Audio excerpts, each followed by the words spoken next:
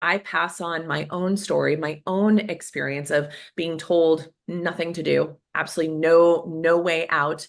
Um, what that basically tells me, and what I hope this allows for all of you, do not be a statistic. Do not listen to the statistics. Be your own statistic and be an outlier. You do not have to follow the same path or the same trajectory or the same diagnosis or the same outcome. Find your own path. You inspire me to be the higher me. You're my inspiration to create. שלום לכולם וברוכים הבאים לפודקאסט השראה להבראה. Welcome to my podcast Inspire to be higher. Deep within, let your dreams begin. So hello and welcome to the Inspire to be Higher podcast. I'm Shira. Today it is an honor and a privilege to welcome a truly transformative figure in the field of integrative medicine and oncology, Dr. Nasha Winters. Not only is Dr. Winters a globally recognized expert and pioneer in the metabolic approach to cancer, but she is also my teacher and mentor, and someone whose wisdom and guidance have profoundly shaped my own journey and understanding of health and healing. Dr. Winters has over 30 years of experience as a physician, guiding patients, physicians, and researchers in exploring cancer care through a comprehensive and holistic lens. She is the co-author of The Metabolic Approach to Cancer, a groundbreaking book that has reshaped the way we understand cancer. Beyond her remarkable knowledge, Dr. Winters brings unparalleled compassion, insight, and a commitment to empowering others on their path to wellness. Through her mentorship, she has not only taught me the principles of metabolic health, but has also been a role model in every sense. Her generosity, the way she shares her knowledge with openness and humility, has truly been transformative for me. Dr. Winters doesn't just teach the metabolic approach, she lives it, embodying a commitment to growth, compassion, and purpose that has deeply influenced my journey. Her ability to organize complex information into a method that is both comprehensive and accessible has advanced my skills as a physician, giving me confidence and clarity in my own practice. I really appreciate that. Studying under Dr. Winters has taught me not only the science behind the metabolic approach, but also the art of caring and of living with full force. I feel incredibly grateful to have learned from you. It's a privilege to share some of your wisdom with all of my audience today. So, Dr. Nasha, I feel that your presence is such a gift. Thank you for honoring us, and thank you for coming. Dr. Shira, I'm seeing like goosebumps and emotional before we even get started. What an absolutely beautiful and gracious introduction. I'm incredibly touched and incredibly honored and really excited to be with you and all of your listeners, and just really want to reflect back your own purpose, your own passion, your own drive to even be courageous enough to step beyond what we all think we know, to explore the things we don't. And I'm just super honored to be on this journey, constantly living and learning with you. So it's an absolute pleasure to be here. Thank you. Thank you so much. So before we dive deeper into your methodology, which I really want my audience to hear, I'd love to hear about your personal history and the journey that led you to develop this structured method within the field of the metabolic approach to cancer. So how did your own illness become your inspiration? Well, it's a great question. And, I think a lot of people, when you've had an experience of meeting your mortality or meeting incredible challenges in your life, it can be something that you can be collapsed by or be built from. And so for me, I think I'm no different than most, that I kind of built from that experience, which was one of me not knowing what a healthy life was all about. I thought I was healthy. All of my symptoms and all of my conditions were normalized when I was growing up. My mom tells stories of me having digestive difficulties, just literally hopping out of her womb, and not being able to find a formula, because God forbid they would have breastfed me in the 1970s, that worked well for my body. And then by the time I was a couple years old, they had me on medications to help with my terrible gas pains and bloated belly. And by the time I was 9 years old, I started menstruating. And by the time I was 11, I had my first cervical dysplasia. And by the time I was 11, I was also put on birth control pills to deal with endometriosis and polycystic ovarian syndrome. By the time I was 14, I had another bout with cervical dysplasia, and they changed my medications even more. I started having irritable bowel syndrome, polycystic acne, rheumatoid arthritis. We'd later find out that I had Hashimoto's, celiac disease, a whole collection of autoimmune things, none of which anybody questioned. They even told my mom when I was a baby that me pooping once a month was just fine because it was just my pattern, and that was how it was done. So it was, maybe TMI for your listeners, but I was lucky if I had a bowel movement every 2 weeks into my young adulthood. And so it was just these moments of, I just lived with it and plowed through it and took more medications to deal with the side effects of the previous medication side effects. And so it just became this thing until I was in college, the summer before my sophomore year of college.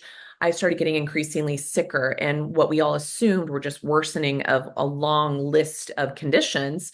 It's when my roommate found me unconscious at home one night and rushed me to the emergency room, that they realized. They did a deeper dive. They had a different doctor on that night who wasn't just treating me like a histrionic, drug-seeking teenager, who did a full workup and exam and realized I had they thought I was pregnant when I came in. It was all ascites, which is a buildup of malignant fluid in the body. I had a complete bowel obstruction, upper bowel obstruction. I had a grapefruit-sized tumor on my right ovary. I had masses all throughout my liver, all throughout my abdomen, blanketing all of my tissues and organs in my abdomen. I had massive lymph node chains all throughout my pelvis and abdomen that were lit up. I had fluid in my lungs. I had fluid around my heart. My oxygen levels were in the 70s. I was mostly in and out of consciousness. And when I was conscious, the pain was beyond anything you could imagine. That going unconscious was how I could cope.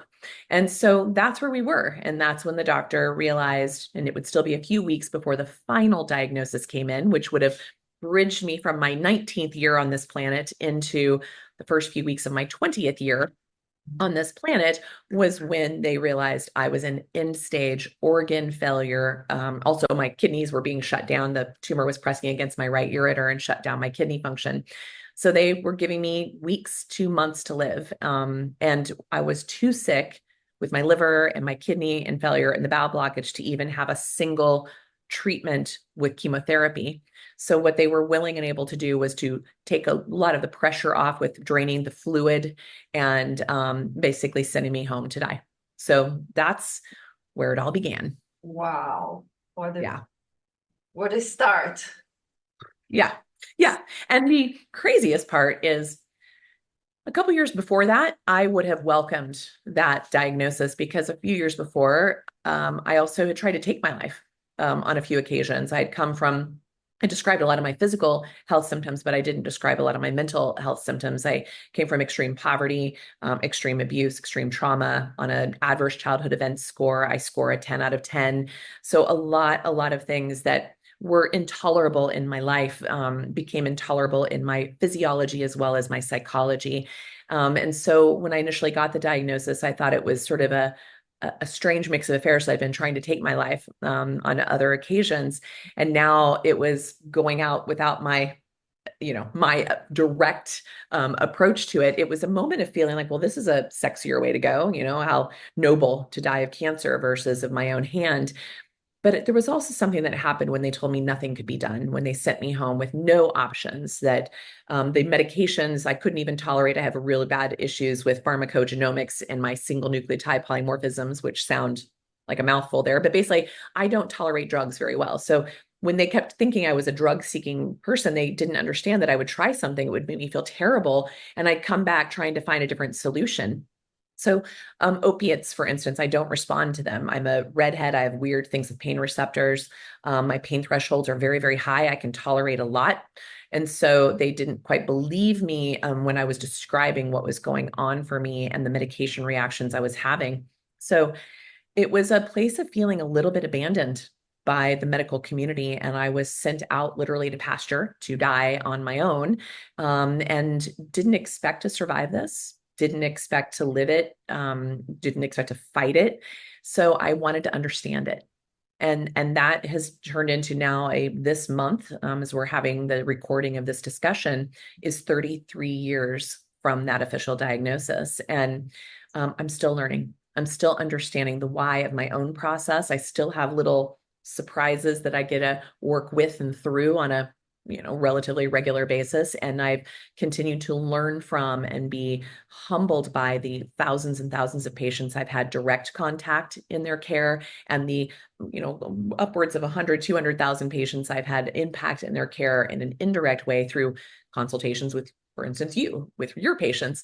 So doc-to-doc consultation. So it's an ongoing journey. And what I know today, I didn't know 2 years ago, or 5 years before that, or 10 years before that, or 20 years before that, or 30 years before that, or 33 years before that. And that this is a dynamic, ever evolving environment to be learning from and to be humbled by on a regular basis. Yes, amazing. And the way it all started makes me admire you even more, to see what you achieved from this such a low point. It's really remarkable. And I want you to explain to the audience what are the core principles that form the foundations of your approach. Sure. So in the beginning, when I was trying to understand what was going on with me, I was in pre-med. I was planning on going to medical school. That was still my passion and purpose, but I was a chemistry and a biology major. And because I got so sick, I was taking such a large course load at the time of my diagnosis. I had to drop one of my majors. I had to drop out the rest of the semester. I had to drop out of a couple of my jobs. I was working 3 jobs. I'm the first person in my family, the only person in my family to go to college. So it was, I had to do a lot to get access to things that otherwise I would never have had access to. I had to really do a lot to change my circumstances, to crawl out. I was not in an equal environment for most people in that place. So I had to quit a couple of my jobs and live very, very, very simply, trading for different things, learning, reading. I had work study in the library. So if they're listening to this later, I don't want to get in trouble here, but I spent many a night in the library. I was homeless for parts of my first few years of this diagnosis. And the library at my college campus was the place where I worked, but it's also where I showered and where I studied and where I learned what I could. And so I read everything I could on cancer in general. And in that, I started to understand my own processes, which in that pause of my coursework, I was still working in the library and able to have access to that information. That's when I started to understand my own experience of trauma and its impact on my cancer diagnosis, which one of the first things I did in my diagnosis was go on what I call a family fast. The environment that made you sick, you cannot heal within that environment. I learned that pretty early on, and I knew that I needed to really separate myself from the environment in which I got very, very sick from. So that was very integral to the starting of this process. I was also very proud and very private. I still am to some extent, but I didn't want anybody to know I had a lot of shame around my diagnosis. A pelvic, as I started learning more about the emotional and the energetics of this, I started to understand the impact of all of the sexual abuse and all of the trauma I experienced. And I had a lot of shame around that. I suddenly started to understand why, 11, 14-year-old would have cervical dysplasia. I didn't understand, no one was asking the questions like, why would a non-sexually active young person be having these conditions, which we now understand today were secondary to, STIs, to sexually transmitted infections and whatnot. thanks to a lot of my early young childhood sexual abuse experiences, these were the things that were starting to reveal. So I knew that played a big role. So I actually reconstructed my major to psychology with a biology minor to move into a psychoneuroimmunology focus. And I wanted to focus more on trauma, addictions, those types of things, because that's what I knew. That's what I came from. And I wanted to understand that environment. I never thought I actually thought I was going to end up in grad school in psychology or psychiatry, not in medicine after my own diagnosis. What I then started to learn is that cancer also had this metabolic underpinning. I started finding and stumbling upon the work of people like Dr. Otto Warburg, who was a differing thought of the time, where Dr. Ted Theodore Bovary, in 1914 said cancer is a genetic somatic mutation disease. That's how all of our medical system is built up around ever since. I was reading the work of Dr. Otto Warburg from that similar time frame and realizing that really this starts at the mitochondria. And that's when I started to understand. I grew up near 3 Superfund sites. I came from a big agriculture farming family. I remember when they started spraying the fields around my aunt and uncle's farms and how everything was being taken over by Monsanto and folks got away from their gardening and, those types of things early on. And so I was starting to put the pieces together of trauma, of toxins, of poor, just even the impact of poverty, because that led to me having very poor nutritional status. We were latchkey kids. We were living on fast food. I worked at a fast food joint all through junior high and high school. So that's how I ate. It was free. And those were the things I could get access to. The stress of that, the working late hours, and especially in college, those first 2 years, I worked grave shifts through my sophomore year in college in a detox and in a nursing home environment in the medical field to pay my bills. And that's what I could do between going to classes. So I would literally be sleeping 1 to 3 hours a day and interval naps for 2 years on end around the time of my diagnosis. So it's when I started to look at this, these drops started to add up for me. And over the next 3 decades, I found 10 major drivers. Okay, so I've kind of given you some examples of what I was learning about myself, but then I started learning this from other people I was being exposed to while I was in undergrad, working as a nursing assistant, working as a detox therapist, moving into my undergrad and medical school training, where I started doing clinical rotations and seeing these patterns showing up in other places, not just in cancer, but in general. And that's when I started looking at these 10 terrain factors. And so the very first one is about your epigenetics, your genetics that are handed down from generations before you. Upwards of 12 generations, by the way, ahead of you have the influence of how your body deals with everything it's exposed to on a day-to-day basis. The good news is that you can do something about it. It's not set in stone, it's dynamic, and it's changeable based on your chosen environment and how you meet your environment on a regular basis. So knowing that I came from a long history of cancer on both sides of my family, came from a long history of issues around methylation, issues around autoimmunity, issues around cardiovascular disease, Parkinson's, dementia, all these patterns I started to understand were of the same coin, like of the same side of the coin, that they were all related in some direction, which is that what led me to get more curious about what I was learning from Dr. Otto Warburg and others, which was, this is more of a mitochondrial metabolic underpinning. So I started to understand that the way I was feeding myself all those years was actually overfeeding me and undernourishing me and giving me way too many resources to feed the cancer and not enough resources to keep the cancer at bay. And so I started really employing, accidentally in the beginning, fasting, because I had a bowel blockage, so I couldn't eat without extreme pain or vomiting. In fact, 2.5 months went by without me taking on any solids at all. So I was in a caloric restricted state. I was intermittent fasting in a very big way. I was absolutely dealing with ketone bodies that I wouldn't have known about at that time, because there's no way I could have felt as good and functioned as well as I was without ingesting food. And so I was functioning on my endogenous built up systems of these ketone bodies that were created in a carbohydrate insulin restricted environment. So that's one of the drops in the bucket. Is today we're less than 7% of Westerners around the globe are considered metabolically healthy. So most people could not move into a state of a dual engine of being able to burn fats and sugars at will or at ease. And so that became something very fundamental. In fact, for 33 years, fasting has probably been my biggest, go-to for ongoing support for myself. The third drop in the bucket, environmental toxins, I already alluded to that. The fourth drop in the bucket is our microbiome. This is a big one. We now understand the microbiome is all about our neurotransmitters, our endocrine hormone responses, our responses to medications, supplements, nutrients, but it's also our immune system is based there. And so for someone who had so many digestive issues, the second I popped into this world, it was no wonder that that really took a hit for me and that my microbiome was always in distress. Continues to be a struggle for me today. I travel a lot and have to do a lot to keep my microbiome happy. But we then move into the immune system. I had a lot of, as you noted, a lot of autoimmune issues. A lot of my patients have a lot of dysfunctional immune function. When it comes to cancer, cancer really depends on three things in the immune system to work: our ability to recognize something that's amok in the system, the ability to respond appropriately, not too much or not too little, and the ability to remember. So if it comes across it again, it knows what to do. Somebody with a cancer diagnosis has at least one, if not all three of those R's off track. And so that's something that I recognized pretty early on, especially as we're understanding more and more about the relationship between our microbiome and our immune system. I understood that those for me were very related, right? So that was pretty powerful. The other big one, inflammation.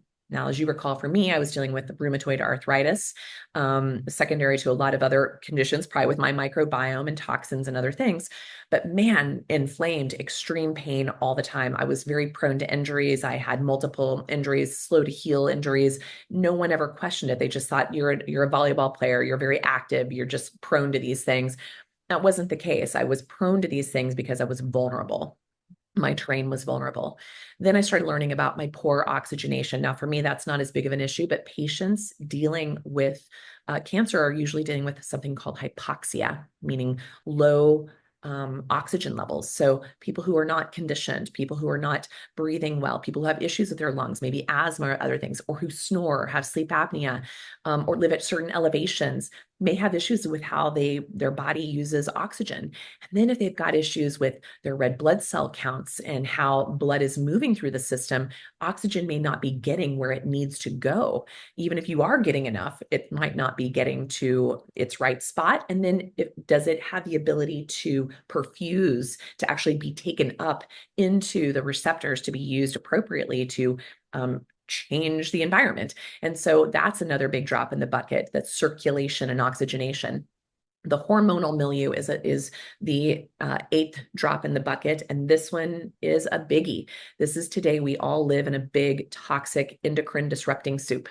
It's no longer a matter of, do you have hormone deficiency? No, we all have hormone excess and hormone mismanagement and hormone misinterpretation endogenously to know what to do with what's inside of us, much less to what do with what's outside of us. We now eat an average of a credit card a week in plastics. The entire globe is swimming in glyphosate, which is one of the chief damaging impacts on both our endocrine system as well as our microbiome. It is ubiquitous to our environment today, and unless you are thoughtful about avoiding it to the best of your ability, you're still going to get it from air and water and soil, even organic. And so you need to be aware where it's sequestered in things like grains and legumes and in non-organic materials. And if you're living near a place with a really pretty manicured lawn, like a golf course or a campus or a hospital campus, that, my friends, is glyphosate. And so today we test our patients and we see that that's a really big one, and it really scrambles the hormonal communication as well as creates all these other damaging effects. And the final two big drops I've also alluded to, I mentioned about my circadian rhythm and stress response. Anybody with a high trauma history, so an ACE, an adverse childhood event score, maybe you could put a link to that for folks to take their own survey. If you have a 3 or higher, you are already wired differently to experience trauma and experience stress in a different way from people who didn't have a high ACE score.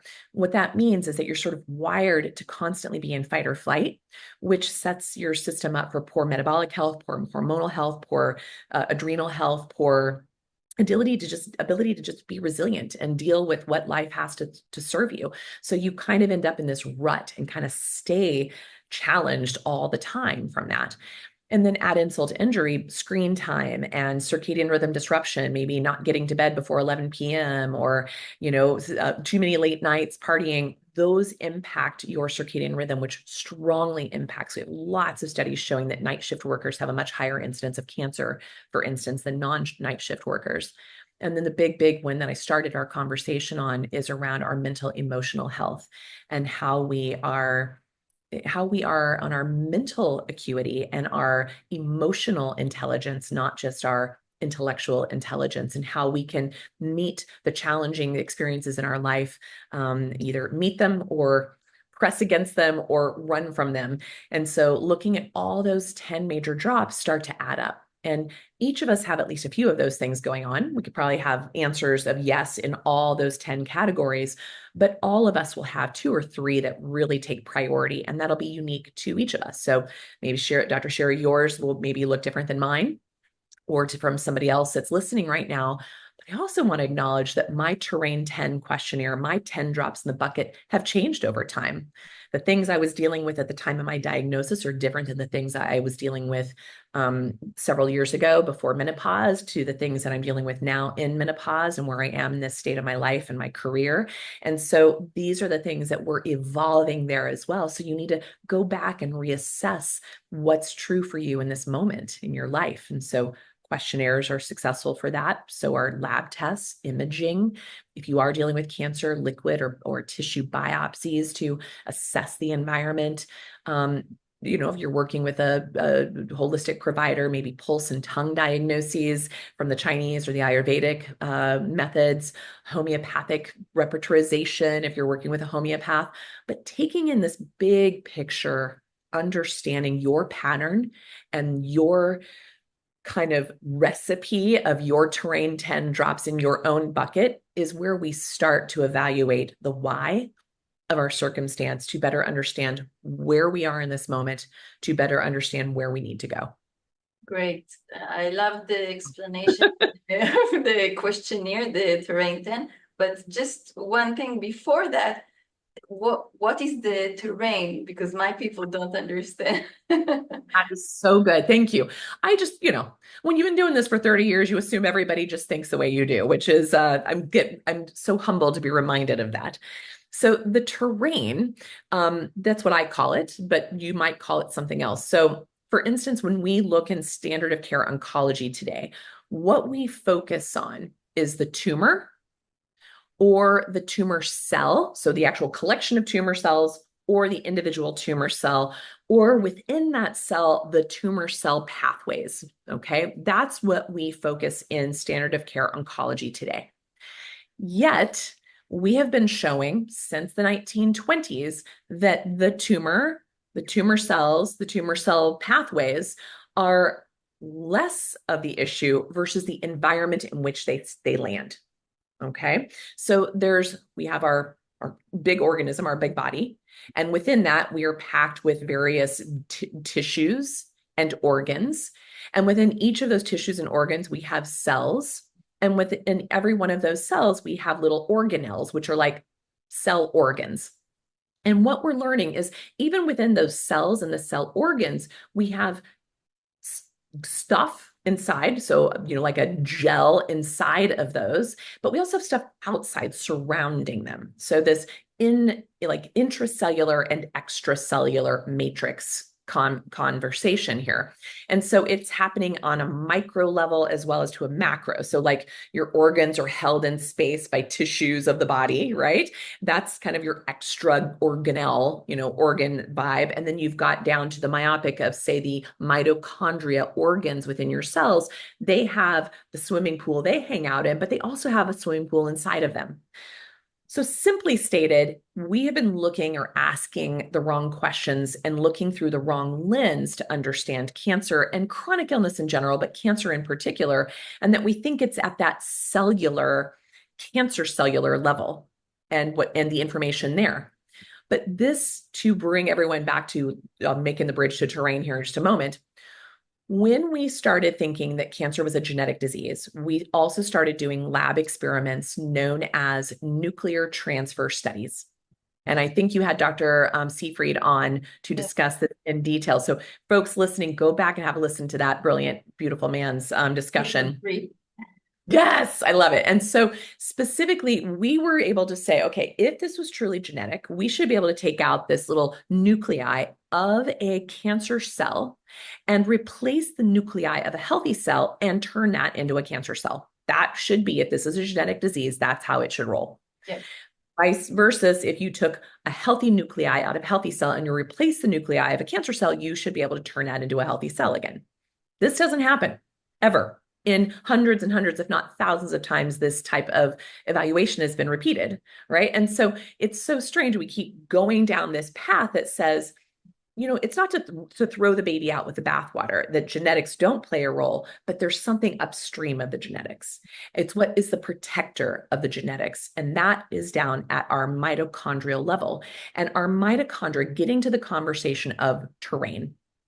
During my diagnosis early on, one of the researchers I stumbled across from the 1980s, who's still researching today, 40 some years later, Dr. Mina Bissell. You should have her on your podcast as well. I'm stalking her. She's like, I'm fangirl on this poor woman. She has no idea the impact she's had on my life.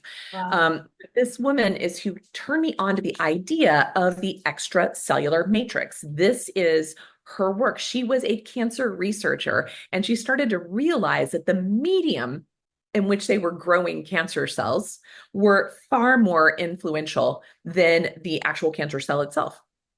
And that she could change the cancer expression by changing the basically petri dish that those cells were hanging out in. And that's when she started questioning. I mean, boy, she was raked over the coals with her research, and still is today, which is bizarre because she's had dozens and dozens and dozens of papers and studies in this, and many others around the world have backed her, you know, validated her findings.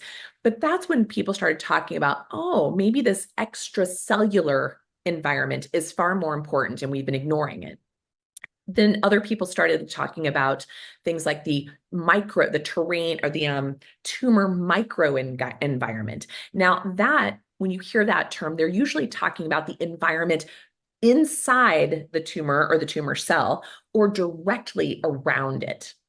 But that's still, even that directly around it, it's still interfacing with what's around that. And this is where we started to talk about the concept of terrain. And so you might have heard it as the, you know, tumor microenvironment, or as the extracellular environment. I call it the terrain because I think about the body as a garden. I think about it as this beautiful ecosystem that in and of itself is pretty powerful, but it can't survive in an isolation. It must have connection and interaction with other ecosystems in, on, and around it. And the thing we've now learned and continue to learn, and even people who try to dispute or disagree with some of things like Dr. Otto Warburg or Dr. Seafried or Dr. Mina Bissell's findings, is that what we have learned is that if you change that microenvironment, if you change the extracellular matrix, if you change the ecosystem around in which that tumor grows, or those tumor cells take form, you keep those cancer cells at bay. You might stabilize their growth. You might completely reverse them and get them right out of the building. You might slow the process way, way down. That's where everyone started getting really curious and really interested. And that's when we started looking deeper about what is the role of our mitochondria in all of this. And when I say mitochondria, for me, mitochondria and metabolic go hand in hand.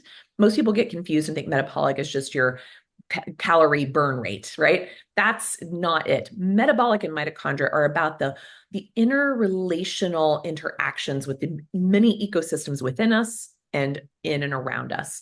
And so think of it this way. Your mitochondria do three major things. They are a sensing organ within your cells. They are constantly on the lookout. Studies show that they are taking an average of 60,000 hits a day and are able to deal with it, just like Wonder Woman bracelet, all those things, and keep the body strong and healthy until it can't, until something else comes along and it's a big enough impact on the system that they aren't doing their job as effectively and efficiently as they had before.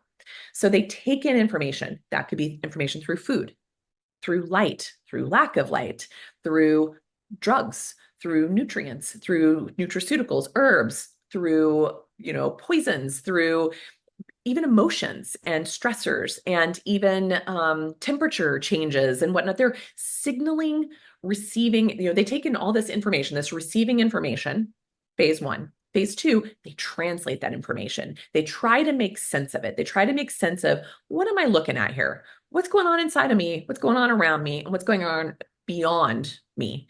And take all of that in and translate it to then decide what message it wants to tell the body to do, the other cells, tissues, organs to do, or even the other mitochondria.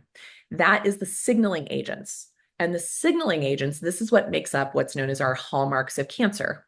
So some signals tell you to grow, some tell you to die, some tell you to move faster, some tell you to move slower, some tell you to evade immune system surveillance, some tell you to change your metabolic, energy uses, just examples that these are the signals that are being sent out by the mitochondria after they've translated the information they've received. This is where we miss out in standard of care today. We do not evaluate the information coming in to us at any given time. We do not then make sense or recognize patterns about it to then understand how best to address it. When we look at standard of care, we give an algorithmic, like, you have this disease, you give this treatment. They don't look at the personalization or the precision of that. And then we have this vast difference of this bell-shaped curve that you'll have some people in the middle that respond, but you will always have more outliers. We're all outliers, right? Every one of us. We all have a different reason for the expression of what's happening in our body and our psyches and our spirit on a regular basis. And so that's what you and I get to do with patients on day-to-day now, is help them explore the drops in their bucket that are affecting their internal garden, their internal terrain, that's allowing a stage for health creation or disease creation. And that's where we focus. We don't treat cancer. That's not what we do. We treat the environment. Exactly. We treat the environment in which the cancer was able to get the upper hand. So first of all, it's the first time I hear you describe the mitochondria in that way. I've never heard that. And you said 3 phases, but you mentioned only 2. So what's the receiving, the translating, okay, and the signaling. And does it correlate to the pumps in the mitochondria that we know, the 1, 2? Exactly. The complexes within, it can relate to that. And that's also, those complexes, for instance, are where we take in light. So that's a really powerful piece. It's also, this is going to sound very esoteric and maybe a little woo-woo, but we're all just stardust, right? We're all nitrogen, hydrogen, oxygen. That's it. Those are the building blocks of each and every organism on this planet.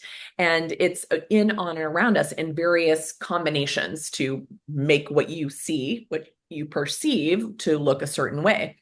It's very sensitive to changes in, carbon, hydrogen, nitrogen, to how it's expressing, how it's receiving information, translating information, and signaling information, not just in us, but in plants and animals, and even, certain minerals, gems and stones that also have their own combination of those 3, components of stardust. And so it sounds super woo-woo and esoteric, and yet we have gotten so fundamentally away from and separated from the foundation, from the fundamentals of life and health creation, that it's kind of blows my mind that I still have to have conversations with people about, you are kind of like a glorified houseplant. You really do need quality light, quality water, and quality food.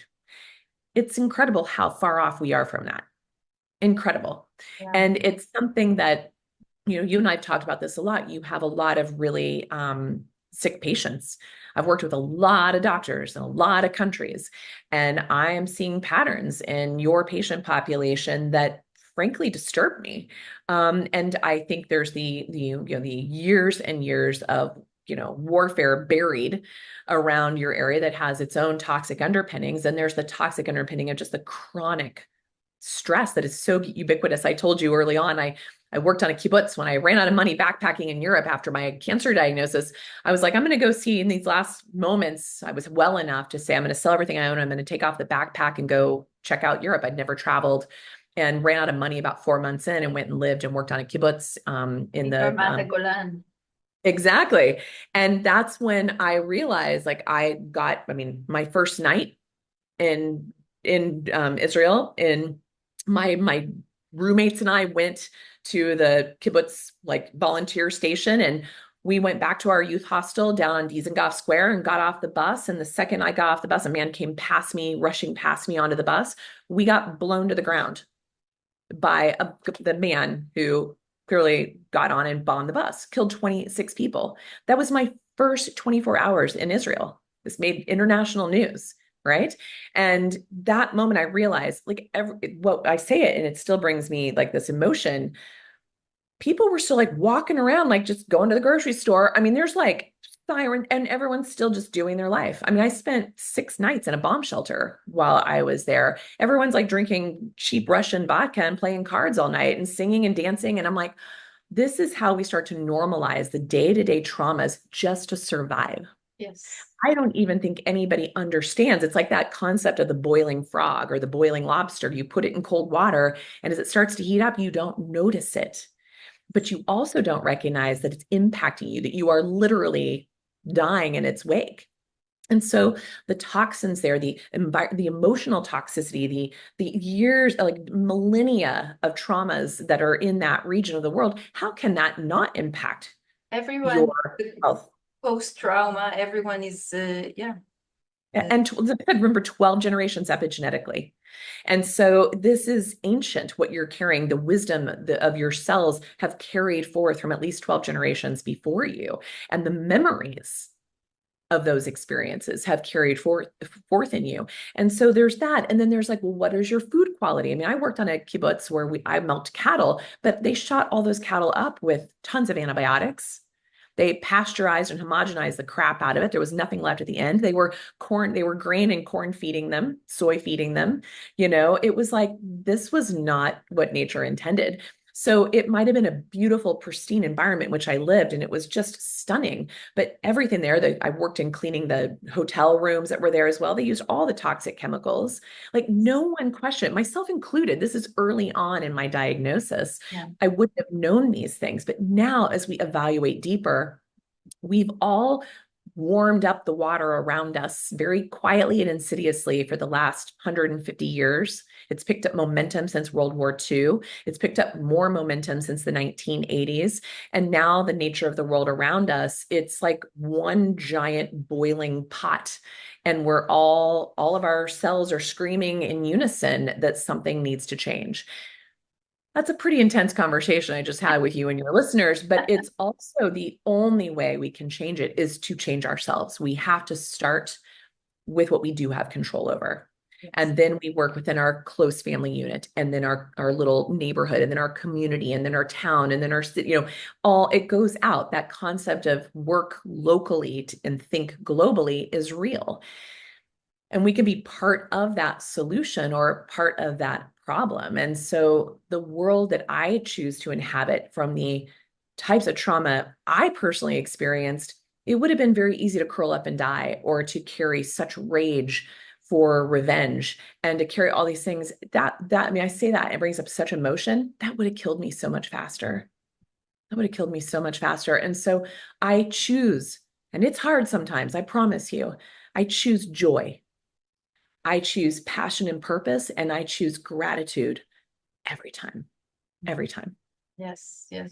And this is why we are doing these podcasts, and to educate, to bring it to people and to the awareness, because we can change. We can change. Right before I came onto this podcast, I was having a brief consultation with someone who's like a friend of a friend of a friend, who begged and pleaded for me just to have a conversation with him, to encourage him to see one of my trained clinicians. And Here's a guy who has spent over $1 million in the past 15 months for a terminal diagnosis that he's already 3 times past his expiration date. So he's done a pretty good job keeping himself alive, but he's really struggling right now. And he went to a lot of really amazing places, from standard of care, evaluations, clinical trials, to the best of the best, quote unquote, integrative medicine. He's got the resources to travel all over the world. I was speaking to him from a European country this morning, in fact, while he's getting treatment. What struck me is no one has asked him any questions about his life, about his own battles, about anything. And I watched a few podcasts with him, and it's there. It's like black and white in your face. And he's done some things, but it's almost like moving furniture around the room, not really completely remodeled the room, right? He's kind of acknowledged it, but he's not integrated. He's not really gone in there. He also hasn't had anybody do any imaging since May, or any liquid or tissue biopsies since his initial diagnosis in August of last year. And I'm just like horrified of someone who has all the resources, all the desire, and has already spent $1 million doing all the best things possible. He could have spent a quarter of that getting all the information up front, understanding what is coming in, what information his body is receiving, what those mitochondria have been receiving all these years, how it's been translating it, the patterns that have come from that receiving information, and then how to, respond to the signals that have been put out. No one has test assessed and addressed this man to understand what has driven his process. And he was asking me specifically, like, well, what do you do for this type of cancer? And how do you treat this? I'm like, I don't treat cancer. That's not what I do. I treat you and the patterns that allowed this particular flavor of cancer to take root in you.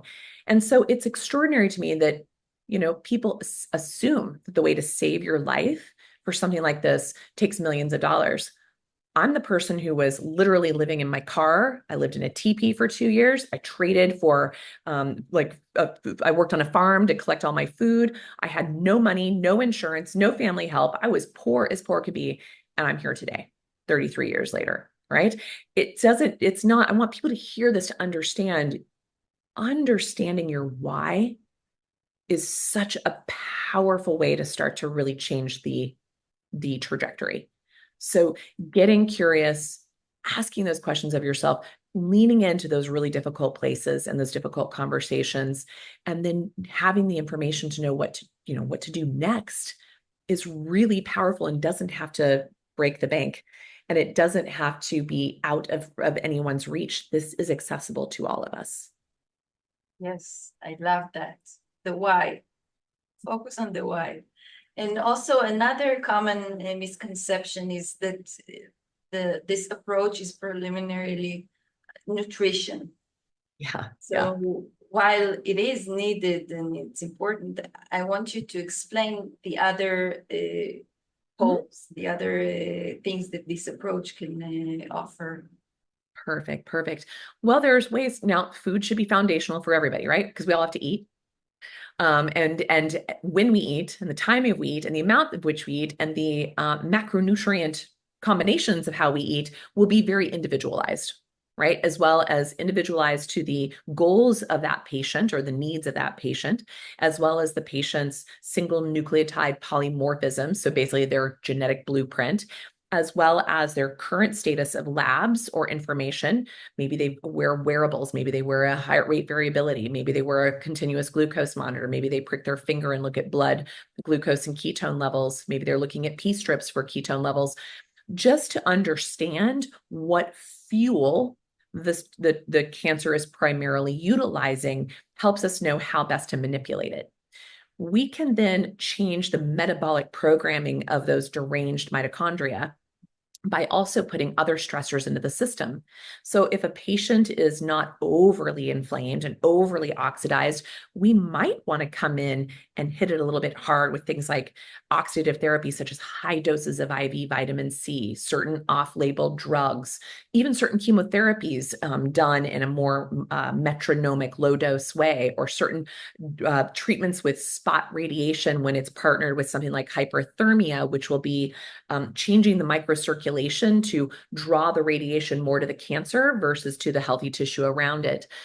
Those are things that we can look at. But if a patient's already had a lot of oxidative therapies, whether it came from standard of care or alternative, maybe they've done a ton of ozone or HBOT or hyperthermia or even therapeutic ketosis, which has a lot of reactive oxygen species, or too much high dose IV vitamin C, you might need to cool the jets a little bit and do something more calming and restorative and grounding to the terrain, to the environment. And that might include things like dichloroacetate, which is a DCA nutrient, or low-dose naltrexone, or mistletoe, or helleborus, or even certain off-label drugs that are more modulating versus stimulating or oxidizing. So the point is that when we look at your labs, we then understand your patterns, and then we understand what is the priority, and then we can bring in our therapies there.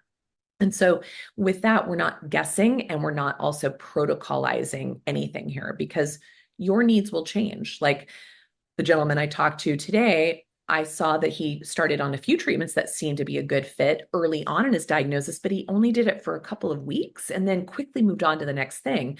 Well, it's going to take some time, and you need someone who's willing to help you evaluate your labs and evaluate things along the way to see, are we even on the right path? Do we need to course adjust? Do we stay the course, or do we need to do something different?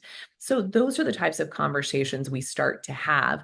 We can manipulate the environment, the terrain, with changes in diet, with changes in light exposures, with changes in hot and cold, experiences. You can do that kind of biohacking, do it yourself at home type, depending on the situation, but you can also take it to a very medicalized side of things. So light therapy, for instance, photodynamic therapy is a very specific treatment that's been approved for cancer treatment since the 1960s.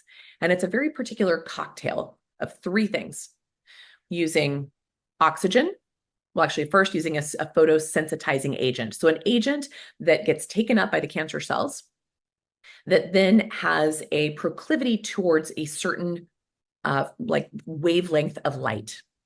Then right before we give that wavelength of light, we add a little burst of oxidative stress with some oxygen.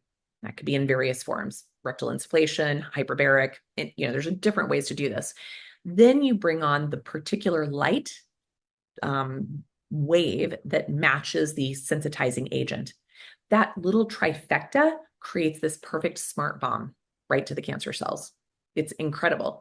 And it's so targeted and so specific that it's virtually harmless to the rest of the body when it's done appropriately. You can do the same thing with sound waves. So the same ingredients of a sensitizing agent, along with oxygen, along with ultrasound or certain sound frequencies, can have a similar impact. Sonodynamic therapy. In fact, many have been probably reading about this I laugh that it's a new therapy called histotripsy, which has been FDA approved in the United States for primary liver tumors.